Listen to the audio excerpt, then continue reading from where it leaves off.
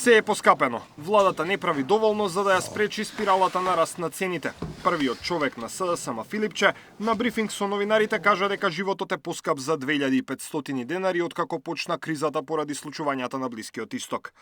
Филипче побара од владата да ги прифати нивните предлог мерки за намалување на ДДВ-то за горивата на 5%, на акцизата за 4 денари, 0% ДДВ за основните прехранбени производи и преполовување на цените на патарините. Со овие цени и премиерот и владата мора да знаат, очигледно немаат контакт со реалноста, одлепени се од реалноста, луѓето не може да преживеат. Недоволни се мерките кои што ги предложија за намалувањето на ДДВ-то на горивата.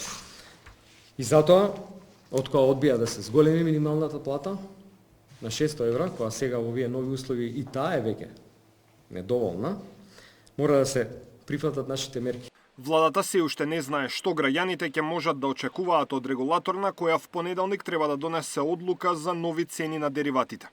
Премиерот вели, мора прво да заврши неделното тргување на берзите.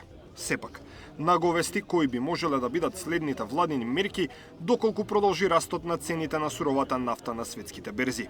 Се разбира дека следна мерка после овие 2 недели доколку продолжи растот на берзите ќе биде намалување на акцизите и нормално намалување на маржата, односно цената на складиштење,